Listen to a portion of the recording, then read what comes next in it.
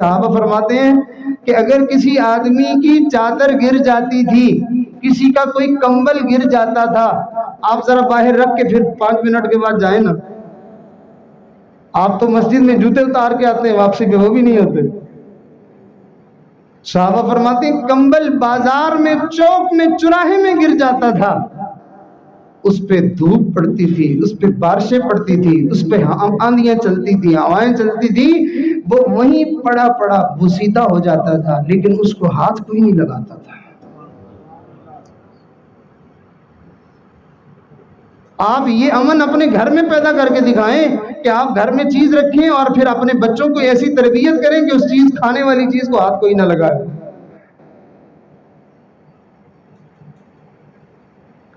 اپنی بیوی ہے، اپنے بچے ہیں، اپنی بیٹی ہیں، اپنا گھر ہے، تو انسان اپنے جیب کے پیسوں کو وہاں چھپاتا پھر رہا ہوتا ہے۔ ماں چیز رکھتی ہے اور وہ غائب ہو جاتی ہے، باپ گھر میں کوئی سامان رکھتا ہے، وہ آگے پیچھے ہو جاتا ہے۔ ہم اتنے اچھے ہیں کہ ہمارا اپنا معاشرہ اور گھر ہم سے قابو میں نہیں آتا، اس کملی والے پہ قربان جائیں، اس نے پورا جو ہے وہ معاشرہ اتنا اچھا بنا دیا۔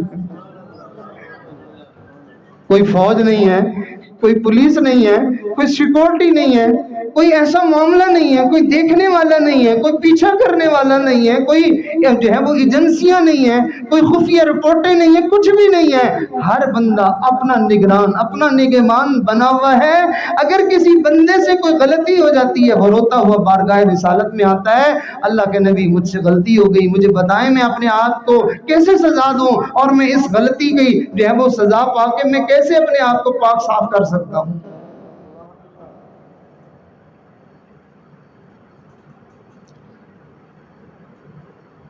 انسان منہ کالا کرتا ہے، انسان منہ کالا کرتا ہے، اپنے بہت کسی قریبی دوست کو بتاتے ہوئے بھی ڈرتا ہے۔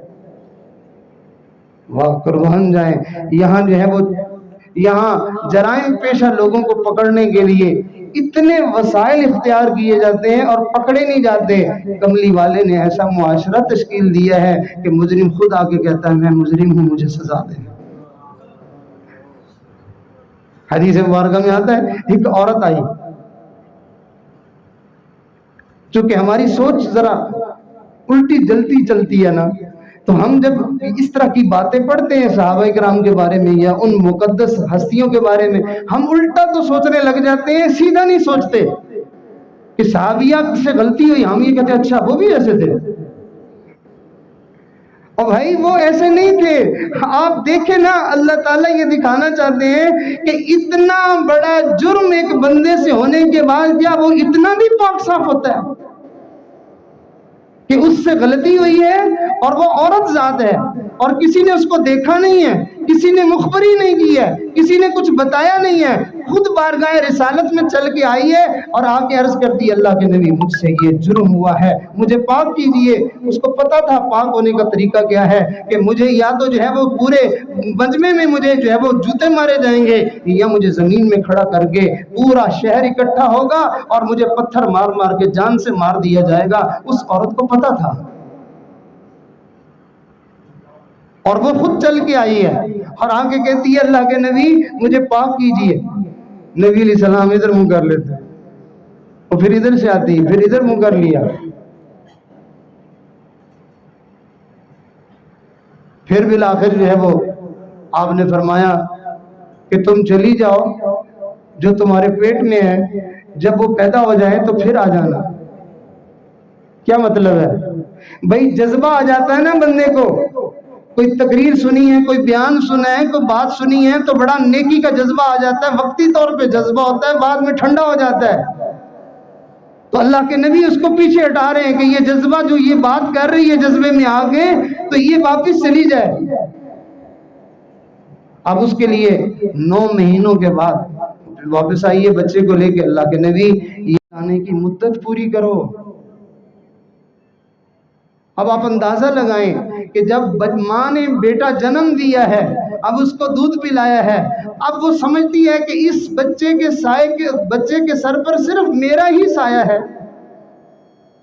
اور میرے علاوہ اس بچے کا کوئی نہیں ہے۔ اور میں اپنے آپ کو جان سے ختم کر رہی ہوں، تو آخر اس کا کیا ہوگا؟ وہ اس کو دودھ پلاتی ہے 1.5 سال، 2 سال، 2 سال کے قریب دودھ پلا کے نبی علیہ السلام کے سامنے بچے کو لے کے آتی ہے، اور روٹی کا ٹکڑا اپنے بچے کے ہاتھ کے اندر پکڑا کے پھر حاضر ہوتی ہے، اللہ کے نبی آپ دیکھ لیں یہ اب خود روٹی کھانے والا بن گیا ہے، مجھے آپ پاک کریں۔ اتنی پاکیزگی دل کے اندر ہے۔ اور آج ہم جو ہے وہ جرم کریں گے اور اپنے کیے ہوئے جرم پر انہی پاؤں پہ کھڑے ہم مکر جائیں گے۔ ایک گناہ کو چھپانے کے لیے ہم 1000 گناہ کریں گے، پھر اس گناہ کو چھپانے کے لیے اور 1000 گناہ کریں گے۔ تو جیسے جیسے ہمیں چھیڑا جائے گا ہماری گندگی اور نکلتی آئے گی، اور وہ لوگ تھے کہ جیسے جیسے ان کو چھیڑا جاتا تھا پاکیزگیاں اور باہر آنا شروع ہو جاتی۔ یہ کملی والے کا کمال ہے، یہ ان کی تعلیم ہے، یہ ان کے جو ہے وہ دنیا میں تشریف لانا اور لوگوں کو جو ہے وہ اس مقام تک پہنچانا کہ اللہ رب العزت اپنے بندوں پر فخر فرما رہے ہیں۔ دیکھو تو صحیح میرے محبوب کے ماننے والے، میرے محبوب کے کلمہ پڑھنے والے، میرے محبوب کے یار، دیکھو تو صحیح دنیا والوں کتنے پیارے ہیں۔